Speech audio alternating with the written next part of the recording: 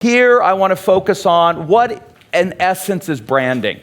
And the constraint is you never get about owning a word or two in the minds of the market. That's the essence of brand.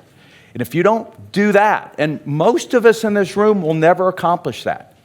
And how do you know if you do? You just Google it. Now, I own Growth Guy. Any place you Google it on the planet, I own it. Here's the problem. Nobody cares.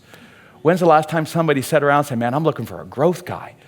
Unless that was like Viagra related, and that ain't my deal. And so I screwed up. Now, I know the two words, and we went out like Tim Ferriss. Tim had the stupidest title for his first book. Thank goodness the publisher pushed back. So Tim, being the analytic nerd that he is, who I got to meet here at this event, one of my heroes, went out and did a whole bunch of Google testing. And what two words does Tim own?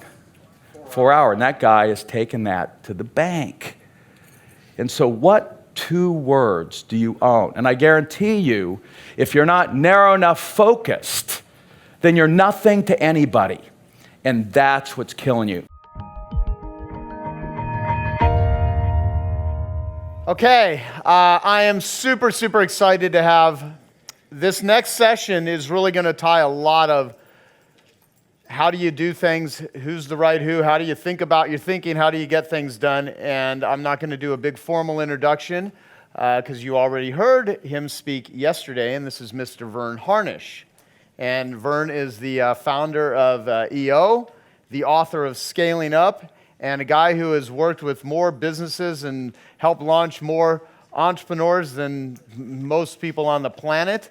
And for those of you that are watching this on our Genius Network group, you're going to be handed out, or you probably have on your table, a copy of this. If not, it's being handed out right now. Grab one. There should be a pile on your table. It says Growth Tools. And if you go to scalingup.com, you can scroll to the bottom and you can see a picture of this and you can click on it and download it. So those of you that are watching this, that are members on Facebook Live, just go ahead and scroll and you can go through this tool that Verne is going to walk everyone through. So with no further ado, give it up for the amazing, brilliant man, good friend, Mr. Verne Harnish. Thank you. All right, that is good. Thank you. And did you mention the Bill Gates, Martha Stewart thing? No, I'm just kidding. I did not. Stacy, where are you? That was spectacular. It's so great. She's been really here for 23 years in Phoenix, supporting this organization as we've scaled this thing around the globe. Also want to give you guys a little background. I don't actually have any clients anymore. We've got all these coaching partners working with the companies out there. So I'm spending more time investing in companies like my major one is Barcelona Housing Systems. We are literally fixing the affordable housing problem on the planet. Sam Zell's our partner all in Latin America, the multi-billionaire out of Chicago, and just take it around the world from there. We are working the healthcare side. So I'm chairman of the Reardon Clinic. We are the Mayo Clinic of alternative health. We've got, in fact, the former president of Mayo Clinic's labs, Keith Loffman. Keith's on our board with me, and he's running our lab side and the like. So we're really saving a lot of lives. We're excited about it. We were so excited that finally, after 41 years of our work, the Reardon Protocol behind IV vitamin C, time came out big. Even if folks are doing radiation and chemo, we double the effectiveness. You don't actually need it. The FDA won't let us get there that far, but we're doing some amazing work in that space. And then super excited, this is Frank Gehry designed our building down in Panama, but I'm co-founder and chair of what's called Geoversity. And it's a place where we're bringing executives down to the jungle of Panama, because the reality is nature has solved all of our problems. And what we've got to do is tune in as leaders into what nature can teach us, from organizational structure to product design. And so it's been spectacular. We're partnering with Smithsonian. James Cameron is partnered with us along with Ubisoft, and we're putting together a new jungle game, which we're really excited about. My son Cole is actually right now interning on that particular project. So got a lot of other stuff going on besides helping companies scale up out there. And so that's what we're up to. You know, you all start as a lean startup, And then what we want to do is get you over the hump. And there literally is a gap. Jeffrey Moore described it in Silicon Valley. What got you here will not get you there. And that is one of the largest constraints. And that's going to be my theory really this morning is let's take a look at what are the things that are constraining us from being able to scale up. And there are the results. And our real goal, and I want to state it simply, to help you achieve software margins. I don't know a business that we have worked with that you can't get the kind of gross margin and net that you would expect if you were a software company. And so I don't want to talk about Apple, but I want to talk about Apple Tree. So John, come on up here. John's my partner, one of the reasons why we are in Wilmington, Delaware. Here's a guy that rolled up what I consider the sweatshops of the information age, call centers. And in an industry that has 200% turnover employees, he took it to 18%. In an industry that has 4% profitability, he actually took it to 22%. And he bought these companies for 3 times their earnings, put in this magic that we talk about, plus his own. And he turned around and sold the whole thing to a $2 billion company for 14 times earnings. So just do the multiplication, and it was a 25x on every dollar invested, and it was all debt. John didn't put a single dollar of his own money in it, and he earned the ultimate, what I consider, entrepreneurial award, a tail number. And so he gets to fly into these events privately, which is very, very nice. Though he does commercial, this is a long flight. But what we want to talk a little bit about is that this ultimate constraint first is between our own ears. And John and I do these CEO boot camps down in Marathon, Florida. And one of the guys we've had a chance to really become friends with is Michael Singer.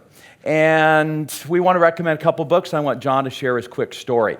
I recommend you read Michael Singer's second book first. It is one of the great entrepreneurial journeys called The Surrender Experiment. How many of you read it out there already? Not enough of you.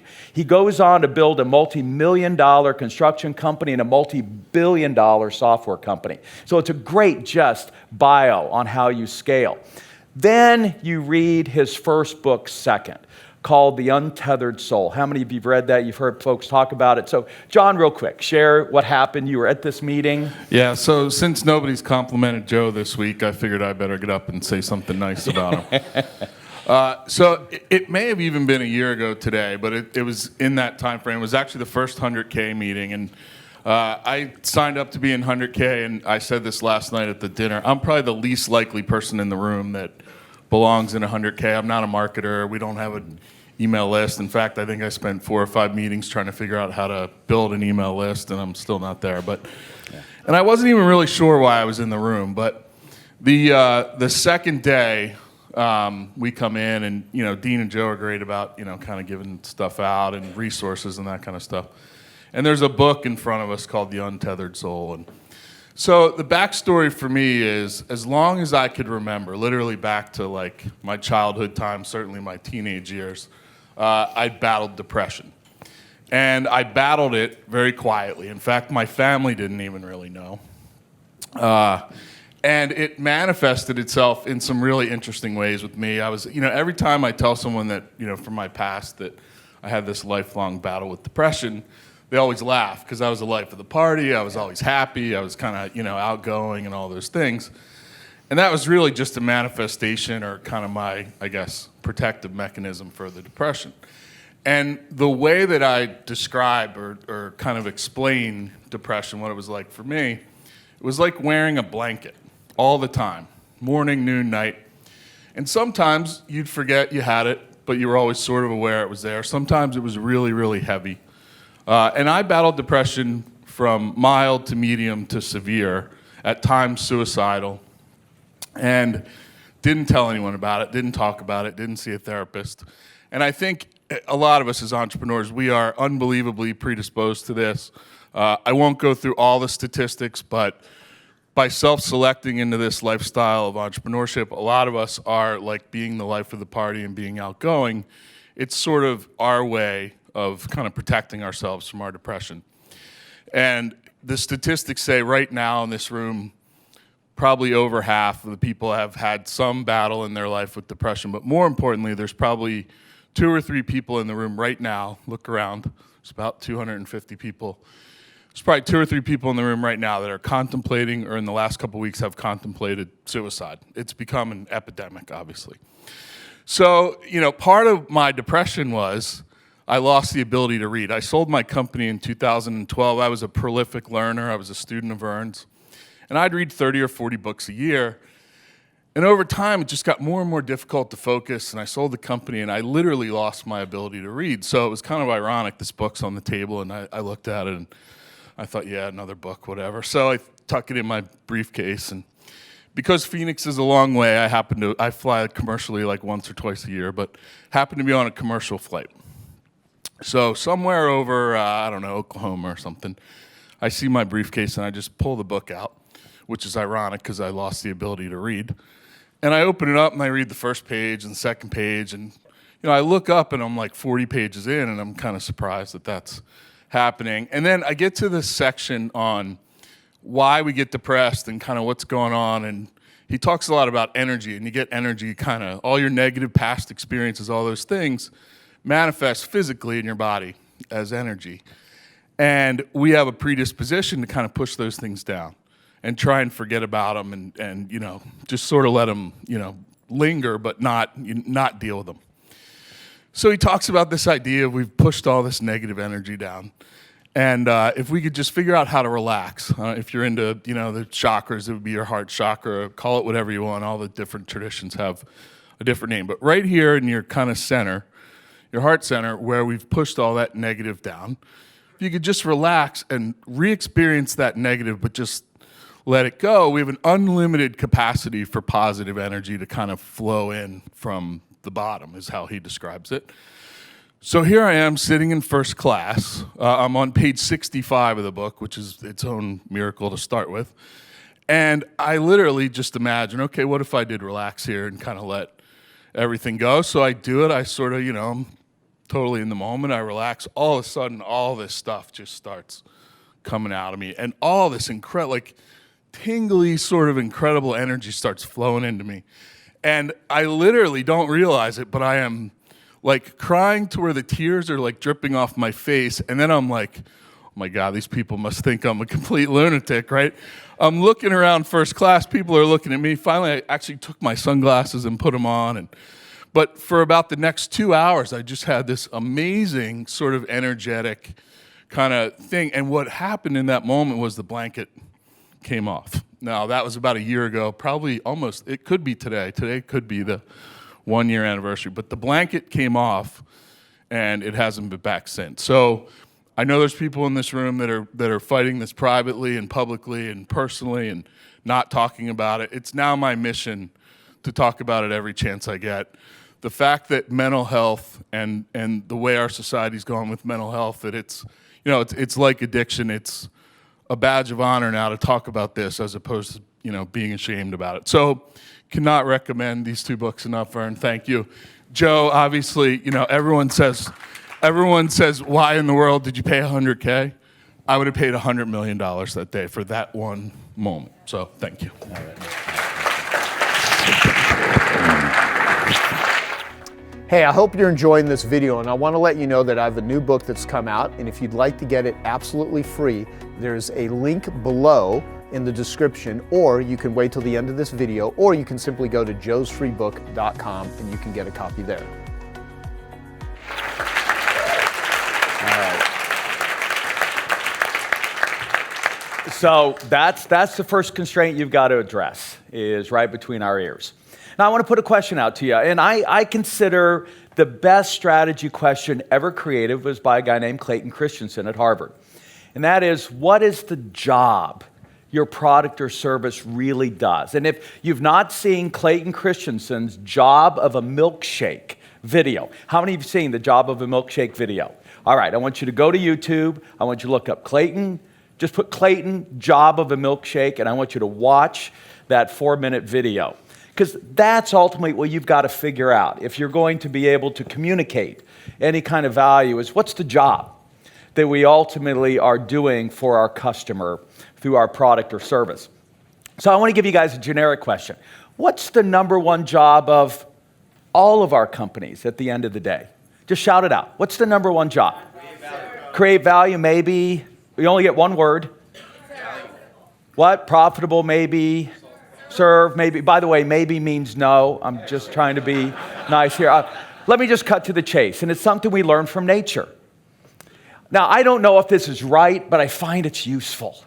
All right? And that's what we try to do, is find ideas that are useful, that are practical. What determines the route of that river? It is seeking always what?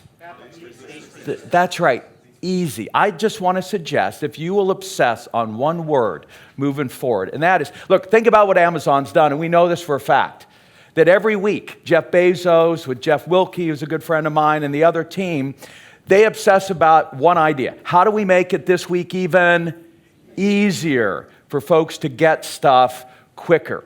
And ultimately, what your product or service is geared to do is to make someone else's life easier, not harder. So just take it for a moment. What's not easy in doing business with you? Is it easy to find you? The website, is it easy? If you have an app, I don't care how killer it is, if it's not easy to use, the thing's going to die on the vine. Is it ultimately, does your product and service, is it easy and make their lives easy? So I want you to go back with that question with your team and begin to obsess on it. Here's a dear friend of mine. Hank just moved to Barcelona because he can. And for 20 years, he's had one business. They own 70% market share in the United States in this very narrow niche. And that is, if you're going to drive your car as a U.S. citizen down to Mexico, you need Mexican auto insurance. And you can't state it any better than that. The easiest way to buy, enter info, buy, print policy. He makes more money than any human should legally make, and he does it with 7 employees and a dog, and that's his entire team. Now, there's a lot of talk about leadership. There must be thousands of books every year. Let me suggest, we know, and I'll come back to that, we know that in a word, if you'll just focus on one thing, the number one job then of the leader of the company is to what? Figure out how to make it easy for your employees. And that's what John did at those call centers. He obsessed on one thing. How do I make the job of that call center rep even easier? From the quality chair that they sat in, to the technology they used, to the apps that he developed. If you will just obsess on that, 2 questions. What do I do to make it easier for my people? And what do I do to make it easier for my customers? And you will pound on that for the rest of your life. You'll continue to move in the direction that nature would be seeking in order to build and scale the business. And that's what IKEA did when I mentioned it yesterday, which is they said, look, to make it even easier for the elderly to take advantage of our flat pack furniture, we're going to make this purchase of TaskRabbit. Now, in order to scale, you got some decisions to make. People, strategy, execution, and cash. So we created some tools, and I want to, look, this is normally a 2.5-day course, but we've got about 2.5 minutes, it feels like. And so I just want to give you kind of 4 practical ideas, what I consider the number one question you must ask about people, what really is branding, how do you decide what to focus on, and what's the universal truth about making a ton of money? Not that that's the only reason, but hey, I'm interested in that as well. And you've got these growth tools, as Joe had mentioned. I am a tool builder, mechanical engineer by training, and I think it's through tools that we change people's thinking. And I want you to think about them like Sudoku puzzles or crossword puzzles. Anyone a crossword puzzle fan in here? How do you do crossword puzzles? You start with what? The easiest first, right? If you're a person who says, look, I'm not going to go to box 2 till I figure out box 1, you are going to be absolutely stuck. And that's the same way with our tools. You pick around on these boxes, and over time, the full picture will come into view. So I just want you to kind of relax with the process. So let's open them up. And each one of our areas is anchored with the question, people, would you enthusiastically rehire? everyone in your company knowing what you know about them today. And you've been seeing that question asked in various forms and fashions over the last 2 days by Clayt and others that have spoken about it. By the way, if you're here with your team, they don't want to make eye contact with you right now, right? They don't want to get this screwy look. But by the way, that's all relationships. Your bank, John finally had to sever a relationship that's been long-lasting with the bank he's had, partners, investors, and even certain companies and customers that you've done business with. Now, turn to the first tool. We're not going to have time to take a look at it, but we do think you can't separate personal from professional, so we've got a one-page personal plan that allows you to kind of lay it out long-term, medium, and short-term. Men in the U.S., I want to share one really sad statistic. You report that your best friend is your spouse, and that does not match what spouses report.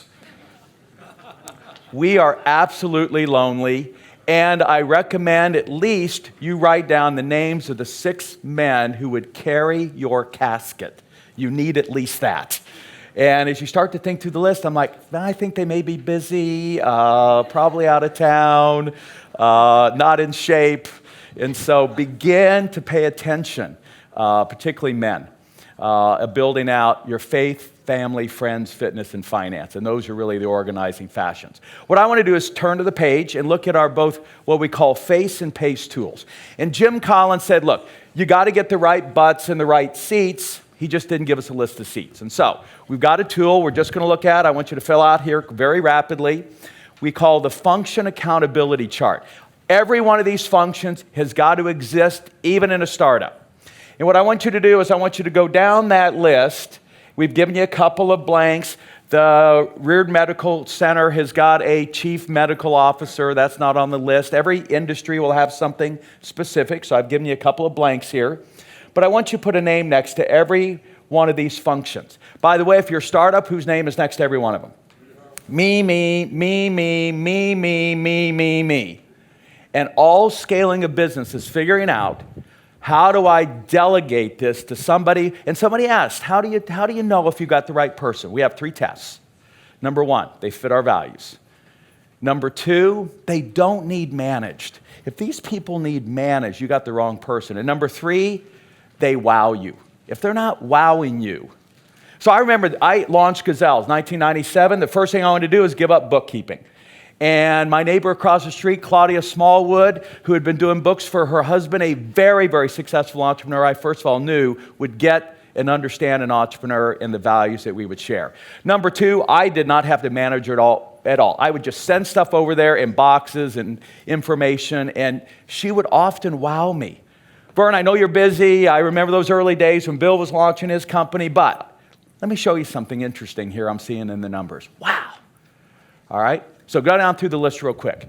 And by the way, if you say, who's doing marketing, you're like, all of us, then that's no one. So be honest if nobody's doing these things. Go, real quick. Put the initials.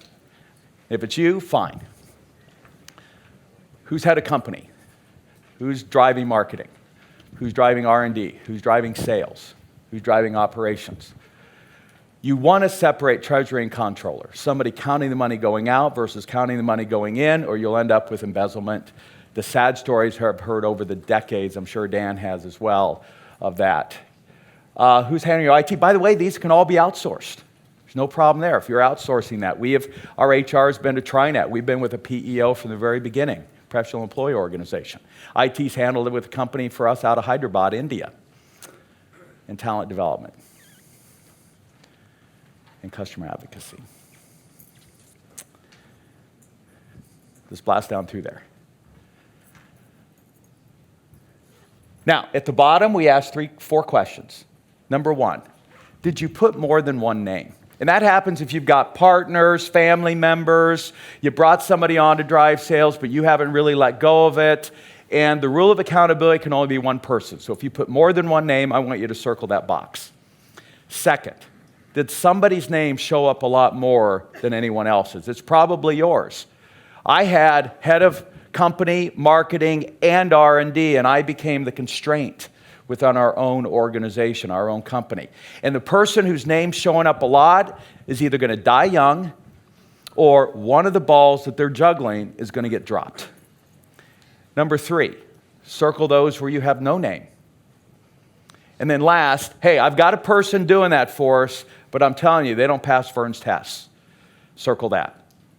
Now, you may have a lot of stuff circled. And the reality is this: unless you're venture back, growing 100% a year, you can mix people around inside an organization, but you can only bring one outsider in about every 6 to 9 months.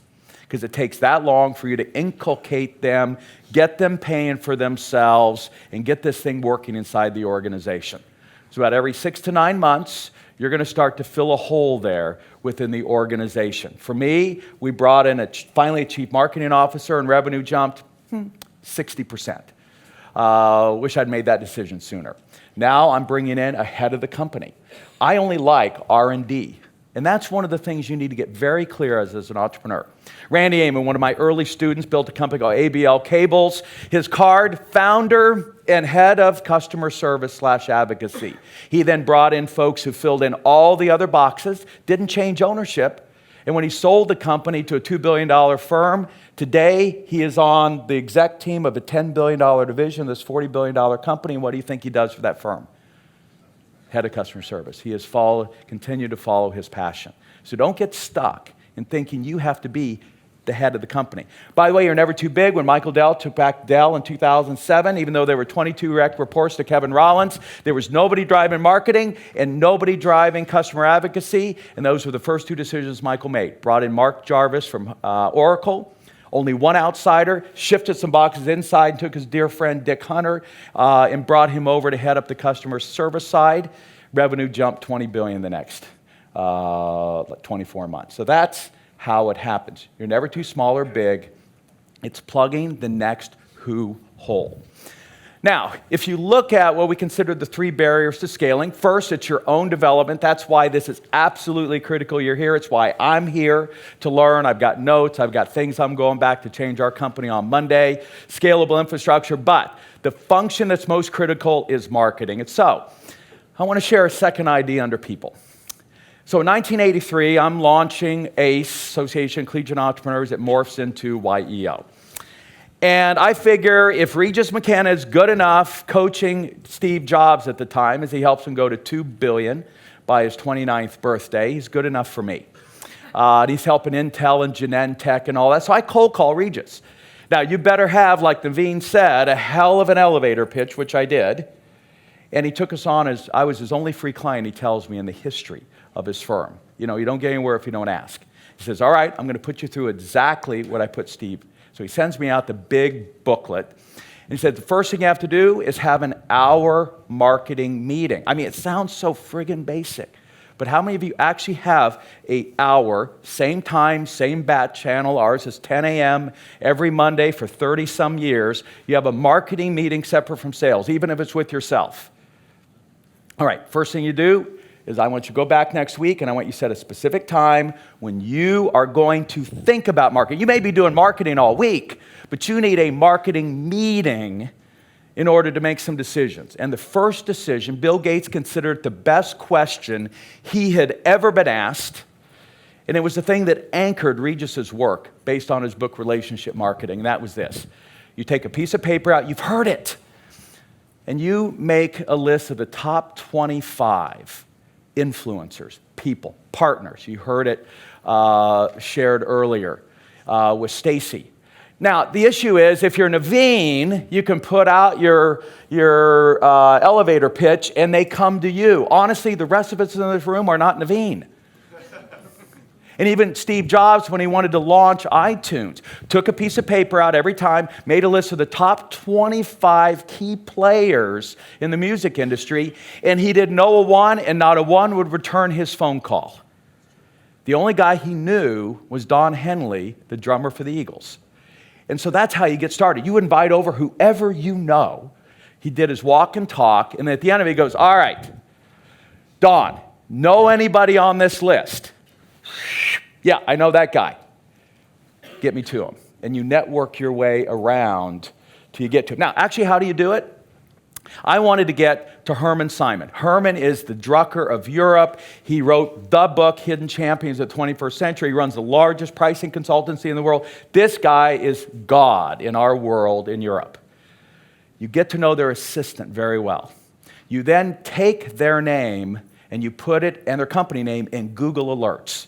All the people you want to try to get to, you put in Google Alerts. And then Google alerts you, Herman just got chosen to keynote Peter Drucker's 100th anniversary celebration in Austria. And you use that as an excuse to send a thoughtful note through their assistant to them.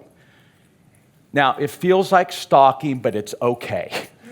I did the same thing with Greg Brenneman and anyone else I've needed to. When I made that first list, I'll never forget. Look, he said the bigger the name, the faster you scale. So I'm young and dumb and an engineer, so not a lot of fun. And I'm 23, and I take a piece of paper out, student at Wichita State University, and I write down President Ronald Reagan. I wanted to be the first president to utter the word entrepreneur, which he did later on, and I got invited in then to advise both Dan Quayle and President Bush on their entrepreneurial policy.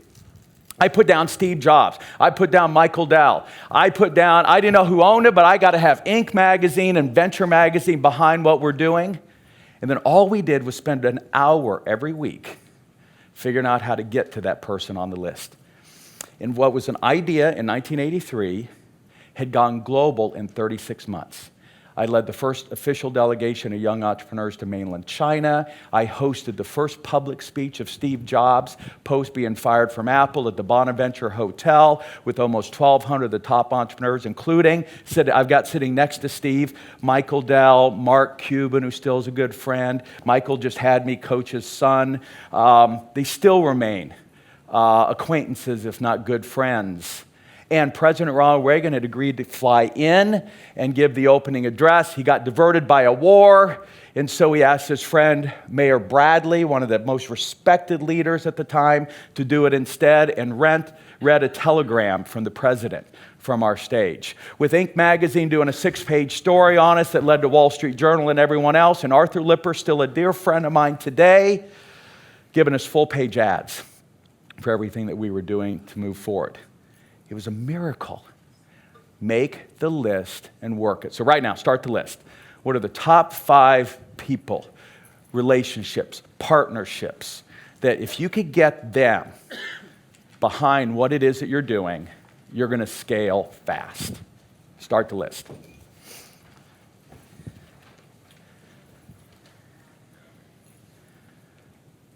We knew we needed to get Sam Zell behind this Barcelona Housing Systems. The guy invented the real estate industry in this country. And we orchestrated it and made it happen. And we didn't know Sam from Adam. And by the way, it's harder now that you're not young and cute, all right? It seemed to be easier back then. I never was cute, but I was young back then.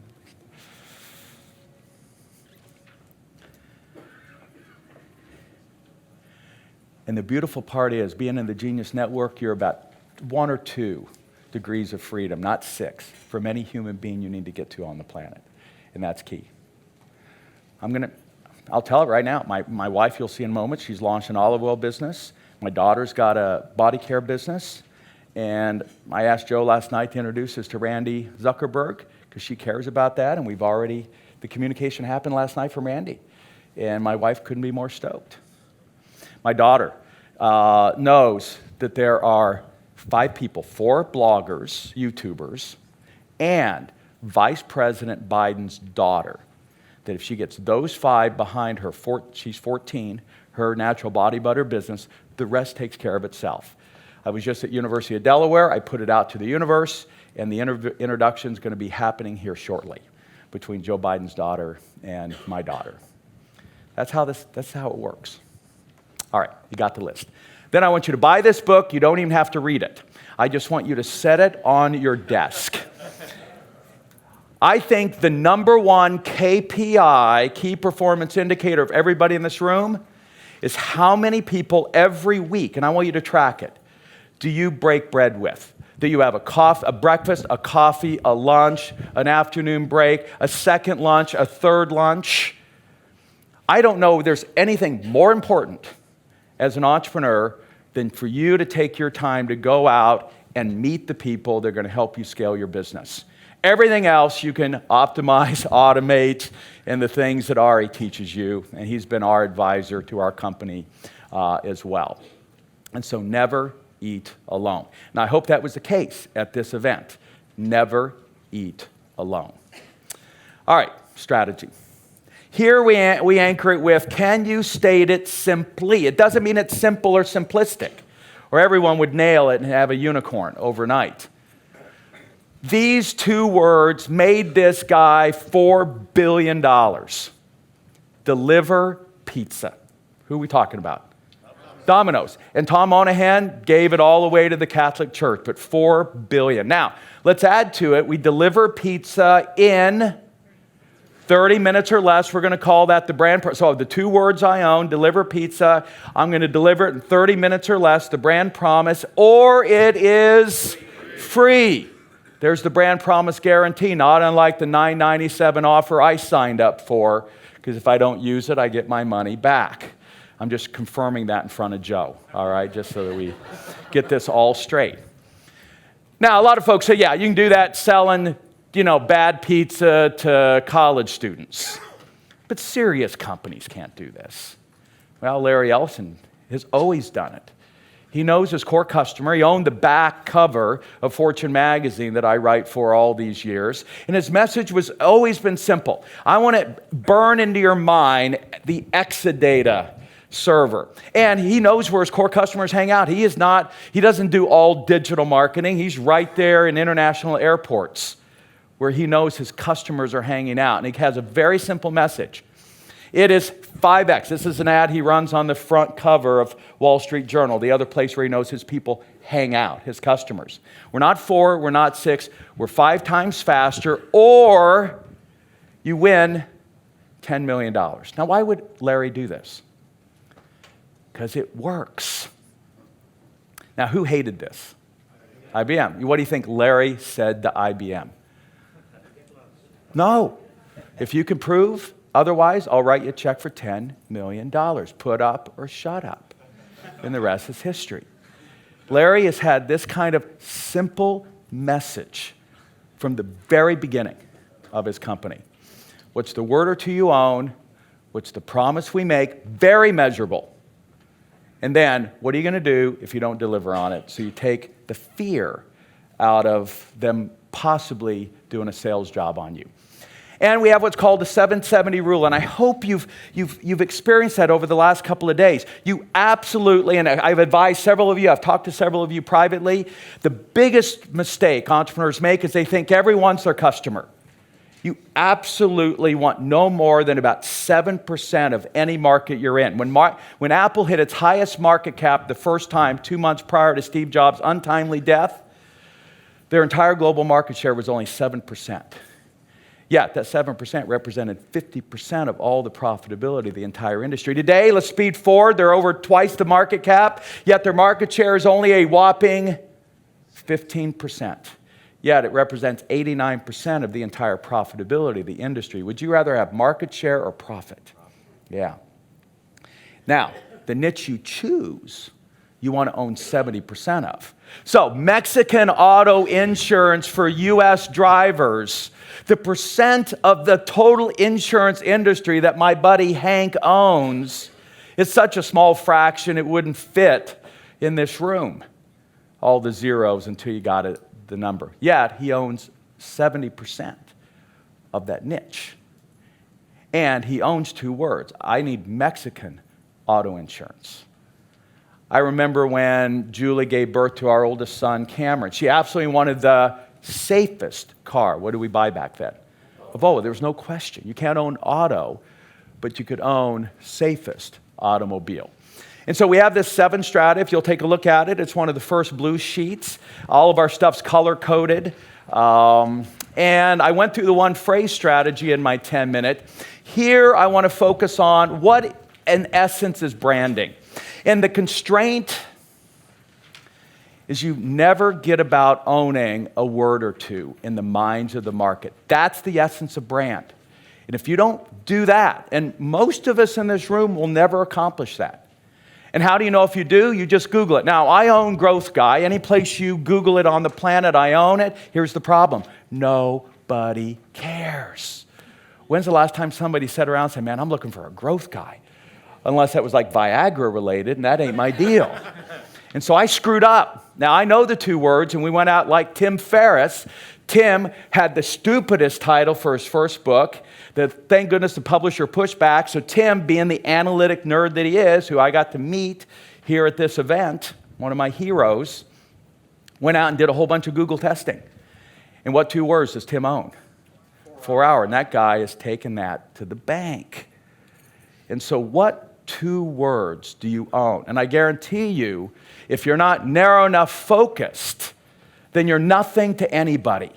And that's what's killing you. And what does brand give you? Unbelievable pricing power. I'm in Australia. I love this. We're number 1 in the number 2 business. Do I need to translate? If I do, we pump poop. And if you don't need poop pumped, then they don't care that you know who they are. But that's what we mean by brand. I'm passing through the Turkish airspace, and I read this article about Ali. Now, this is a guy whose passion was carving wood, and he'd got a job doing it for a furniture company, but then he began to focus, and he wanted to carve wooden doors, but not just any wooden doors for churches, but not just any churches, for Christian churches. And today, this lone artisan owns that mind space. By the way, when you do, I mean, literally, world churches seek out this lone artisan in this small province of southern Turkey because he owns 70% of this space. By the way, when you own this kind of branding, what happens to your marketing costs? They plummet. What happens to your pricing power? As a result, what happens to your profitability and margins? Software-like, which is where you want to be. I want to see you at I want you to be at $1 million to get an EO and then get to $3 million and net $1 million. If you're not netting $1 million on $3 million, you're screwing up someplace within the business. That's the kind of margins at a minimum you should have. And so we've got a tool. Keep flipping. You're going to see what we call our 1-page vision summary.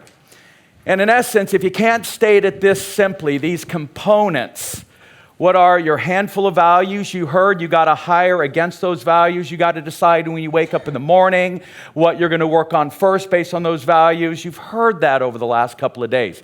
You need to know what they are. And they're discovered, they're not defined. What is our purpose? Bigger than just making money. And then and look, Robert Cialdini, who dear friend, we got to hang out together at the 100K event. His research is clear. You want to convince somebody to buy your product or service, you give them 3 reasons.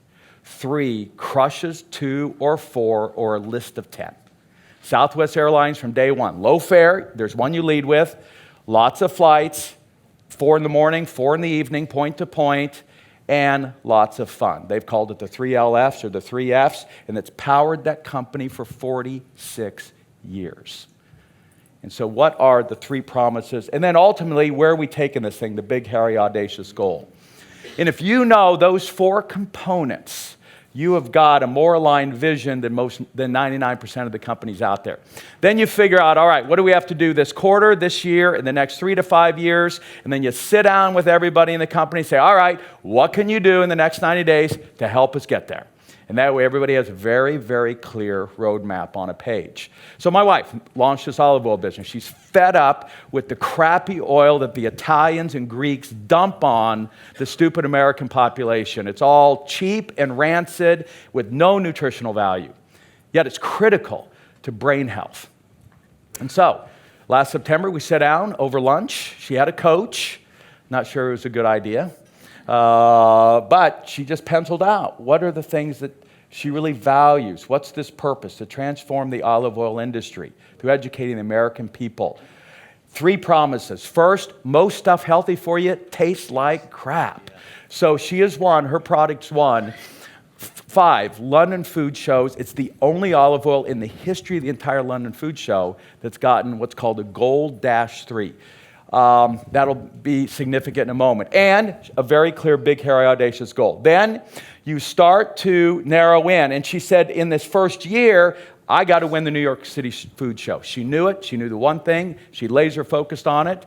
And the rest is history. She did. She's got her chart as she's tracking up the sales, and she's in Barcelona this week, going through now their second harvest as she brings in the new stuff.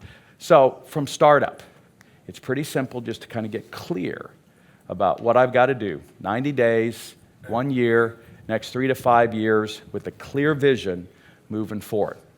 Now, once we've got that, we got to execute. And here, the key question is, do you have relentless repeatability? It's getting not from there, but down to this level. And that's what it looks like. Basically, Julie has put a stake in the ground. She's put a flag up there and said, that's the Everest I'm taking. And by the way, why does it need to be at least 10 to 25 years out? So nobody can debate you. That's supposed to be funny, but it's actually accurate. Anything shorter than that, and folks can talk you out of it. They can bring stats. But man, we're going to put a man on the moon this decade? I mean, who says we're not going to? These 10 to 25 year out goals, the kind of challenge that Dan put to Peter Diamandis is precisely what we're talking about here. A flag in the ground. Then you begin to back up to it. But let me suggest this so you can take down the stress. There are no straight lines in nature. And there are none in business. And so there's only 2 points you need to be absolutely clear about.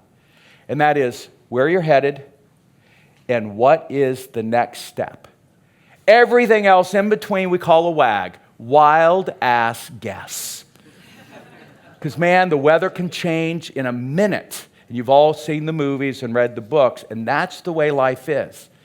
So it's all about constantly readjusting and just making sure the next step you take doesn't send you off the cliff. And then you begin to make your way in the most crazy, circuitous, hopefully following the easiest path. Quit hitting walls. Go around them. Go over them. Find somebody like Stacy did. I don't know how to get to any of those folks, so she lucked out. Somebody showed up. She put it out to the universe, and she found the human who got her inside all of those particular deals that she needed to. Simon Lim's a client of ours in Malaysia. He does commercial cleaning. I love the fact that he has kept a chart, actually, of his particular climb of his business with the Asian economic financial crisis, the subprime crisis. I love that that's the journey that you're on. And that's how bumpy and irregular that it'll look. And I'm telling you, you can tear your fingers off. And so I want to tell you a story about my friend Gene Brown. Gene, it's not Apple, not Google, not Facebook. He's doing garbage collection in Galway, Ireland. He's got 60 employees. He's in one of the pig countries. The economy's collapsed. He's just trying to make payroll. And he scrapes up some bucks, comes down to our workshop, and he said, all right, I know this. Without a vision, as they say in the Bible, the people will perish. And so we put it out there. So I don't know how I'm going to do it, but I want 1 million customers by 2020. This was in 2010. Now, we're talking about a city that's got only 70,000 humans in it. If you got everybody in Dublin, it's only 100,000 households. He's not going to get 100%. He's going to have to move way out beyond Ireland, through Great Britain, through Europe, all into the Middle East. But right now, he's got 60 employees hauling trash in God-forsaken Galway, Ireland. But he put it out there. And then you start the climb. And the key is, coming back to what I talked about yesterday, it's identifying what is the most important next constraint you need to move. And so as things began to clear, he said, I need, and you need to be precise, I need $40,000, in this case euros, more per month cash flow. That'd give me $500,000 for the year so I could get this thing back going again. And so he turned it into a game. Let's hit the big 4-0 and win. He'd put up these kind of posters to track. That's the thing sport has that most of our businesses miss, is a scoreboard. That's why the first thing Julie put up was that kind of handmade, bigger than life bottle of olive oil so she could begin to mark it off immediately. And they did it. Then he said, okay, what do I got to do next? My team's not really working well together as one. And he put a theme around it. And it was all about job sharing days. I want sales to go out and work in a trash truck. I want accounting to go out with the salespeople. Because coming out of the crisis, they were still mad at each other. And he began tracking it off. And let's have 180. I don't know if it was right, but it brought the team back together. And then next quarter, he said, all right, I'm walking by my assistant. She's working on this spreadsheet. And it's like, what are you doing? Well, I'm doing the spreadsheet you asked me to do. Well, I didn't need that for the last 2 years. She didn't want to just say anything. You know, entrepreneurs, you're scary, even if you're not scary. You're just running around really fast, and your team doesn't want to say anything. And so he knew he needed to give his people permission to tell him that the king had no clothes on. So if you see it's wasting time, energy, money, or space, and it created a new language in the company that still serves them well today. And they found another 25% productivity gain in 3 months, plus a lot more cash savings.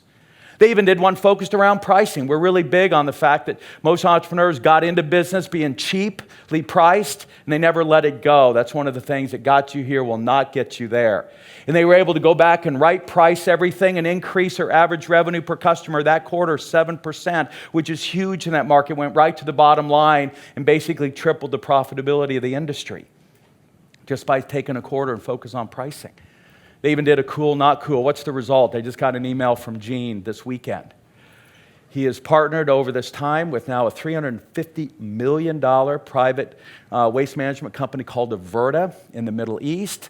He runs so much better than that they basically gave him their entire commercial division. He's now scaled it up, and he's already crushed. He literally was emailing me, sent his latest one page. He said, Verne, we already hit the million. And it's just 2017 from a company that had 60 employees in Galway, Ireland. It's all about setting the goal and taking one step at a time, understanding what is constraining me next, whether it's between your ears, inside the business, or ultimately what Gene's figured out, and I can't tell you what is the constraint in the industry, and he's got control of it. He's grabbed control of it. And that's allowing him to be the dominant player in this entire region, as I guarantee he takes this company to $1 billion. Cash. What is your cash conversion cycle? We got a whole set of chapters on that, but I want to finish. So what's my what and my who? Well, what we do is we help companies scale. But why? So my dad had a very, very, very successful company. My grandparents were entrepreneurs. He was a rocket engineer with the Titan. He and 3 buddies left, founded a company, Higher Electronics. This baby went through the roof.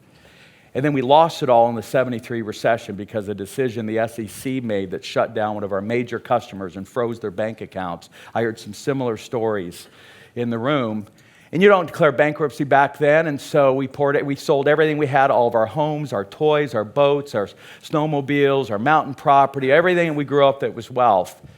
And in a couple of wheat trucks, on my 15th birthday, we moved out to Kinsley, Kansas, from heaven, Littleton, Colorado. We became maintenance engineers, fancy word for janitor. I cleaned 50 bathrooms and 100 rooms every night after school in my $50 Camaro. I got it that cheap because I had a small problem. I'd been hit by a train. But I could still get there. And it ultimately destroyed my dad. He became an alcoholic, destroyed the family, the marriage. My sisters had to make a tough decision. I couldn't eat. My dad was living with me. I'm taking care of him, but he's driving and drinking, and so they called the police and had him put in jail for a year. He never forgave us for that. And I lost my dad last year. And I said, you know what?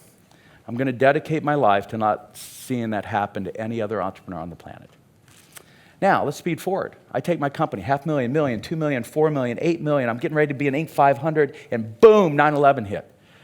I lost $1 million in about 8 weeks. I was spending money to make money coming up, and I was out of business overnight. I thought, oh my God, like father, like son. And then we happen to have this guy come in to speak to our EO chapter, and this idea is that if you really want to make 2,000 pounds of money, which by the way is almost $1 million, you got to give away 200 first. And you've heard this message over and over and over. And Robert Kiyosaki came in, and I thought he was a get-rich-quick guy, but he talked about how his rich dad, whenever he got in trouble, would give money away to get things to start. So our church has the largest capital campaign launch in its history. I'd throw a little money in the till. I went back to Julie. We're going to lose our home. And I said, hon, let's try something here. What do we got to lose? And we made a commitment to a 3-year gift to the campaign magnitudes beyond what I thought we could ever, first of all, afford right now, let alone, but we did it. You heard Adam Grant's book, Give and Take, talked about from the stage. It was Lynn Twist that taught me about money. It's like water. You got to keep it flowing or it'll kill you, like stagnant water. And sure enough, I don't know how it happened. I know how it happened. The world's fair, ultimately. I ended up getting 10x back what I had committed to donate that first year. And my only regret was what? I didn't invest more. And so 4 practical ideas to wrap up here. I'm 2 minutes late. The number 1 question, make your list and work it. Number 2, brand is about owning a couple of words. That's it. 4 hour. 3, focus your effort on the constraint. Any other place, and you're absolutely wasting your time and effort. And number 4, the universal truth. If you want to make a ton of money, you have to give, and give right, first. If you get the A-team together around a very clear vision, then start the climb, keep making sure that you don't fall off the cliff with each step that you take, then you can keep scaling. And so I want to finish up with just a little final video as we wrap up here. Look, you guys are the economic engines. You are the innovation engines of our local and global economies. What you do matters. And so you got to take this serious. You got to take yourself serious. You got to take your health serious. You got to take this job serious, because leadership is a privilege. It's not a right. And so you've got to get it right. And so thanks a million. We'll see you at scalingup.com. Thank you so much. Thank you, Alex.